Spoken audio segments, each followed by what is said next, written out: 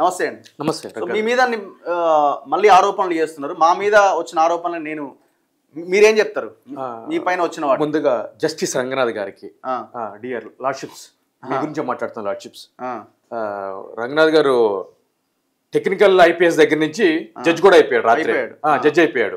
ఎందుకంటే కోర్టులో ఒక అంశం మీద ఒక జడ్జిమెంట్ ఇచ్చిన తర్వాత ఆ అంశం కోర్టు పరిధిలో ఉండగా ఆయన ఈ యొక్క ప్రీ డిటర్మైన్ మేనర్ తోటి ఈ యొక్క ఎస్పెషల్లీ అంటే ఆయన డిసైడ్ చేసేసిండు ఆల్రెడీ. ఫేక్ సర్టిఫికేట్ బరాబర్ చెప్తా, 100 సార్లు చెప్పు, నీ మీడియాతో 1,00,000 సార్లు చెప్పించుకో.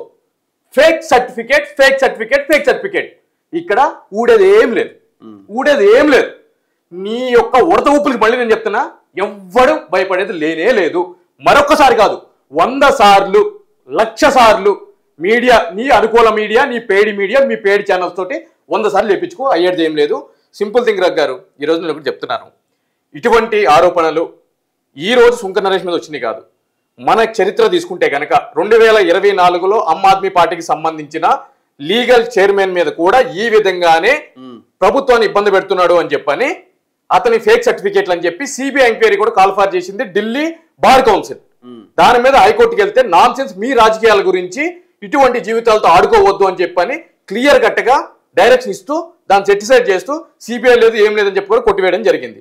సాక్షాత్తు మన దేశ ప్రధాని గారి మీద కూడా ఇటువంటి ఆరోపణలు రావడం జరిగింది. ఏం రాశాడు? Sunkara Naresh certificate fake one నిర్ధారణ కూడా అయిపోయింది. అందు గురించి లార్డ్షిప్స్ అని చెప్పి అన్నా కదండి, ఆ లార్డ్షిప్స్ కు చెప్తున్నాను, ఆయనకి కోర్టులు అంటే కనుక గౌరవం లేదు. ఇది క్లియర్ కంటెంప్ట్. కోర్టు విచారణలో ఉండగా ఆయన డైరెక్ట్ కంక్లూషన్ ఇచ్చేశాడు. ఇది clear contempt of the court. కోర్టులన్నా జడ్జిలన్నా డోంట్ కేర్ అబౌట్ ఇట్.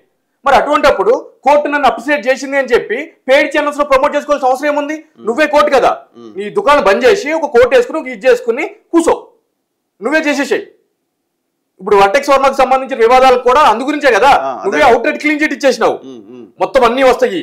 1750 గజాలు నువ్వు ఎవరి పేరు మీద రిజిస్టర్ చేయించినావు వర్టెక్స్ వర్మ దగ్గర, ప్రతిదీ కూడా నా దగ్గర రికార్డు ఉంది. 1750 గజాలండి, 1750 గజాలు. 1750 గజాలు ఆ 2.5 కిలోమీటర్ రోడ్ లో ఆ 150 ఫీట్ వైడ్ రోడ్డు కొట్టకుండా ఉండడానికి 9వ తారీఖు 7వ నెల 2025 రోజు నువ్వు ఎవరితో ఫోన్ మాట్లాడావు, ఆ ఫోన్ సంభాషణ ఏముంది అనేది నాకు తెలుసు.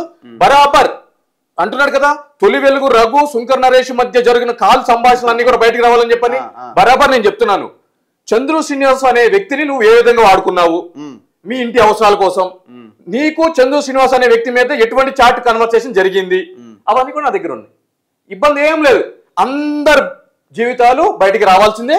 ఎవరెవరు ఏం చేశారు, వర్టెక్స్ వర్మతో ఆ రోడ్డు పగలగొట్టకుండా ఉండడానికి 1750 గజాలు ఎవరి పేరు మీద ఎక్కడ రిజిస్టర్ అయ్యింది, ఏ సర్వే నెంబర్ రిజిస్టర్ అయింది కూడా నా దగ్గర డాక్యుమెంట్ ఉంది. అంటే అది ఎట్లా ఈయన చేయించిండా? ఎట్లా అది ఆ విషయంలో ఈయన ముందుకు వెళ్లకుండా ఉండడానికి వర్టెక్స్ వర్మ దగ్గర దానికి ఈయన చేసిన సాయం కోసము 1750 గజాలు ఒక ప్రైమ్ ప్రాపర్టీ ఈయన చెప్పిన వాళ్ళ పేరు మీద వర్మ వేరే వాళ్ళతో రిజిస్టర్ చేయించాడు. అంటే ఈయన బినామీ అన్నట్టు. ఎగ్జాక్ట్లీ, ఈయన బినామీ. చేసింది కూడా వర్మ కాదు, వేరే వ్యక్తి చేశాడు.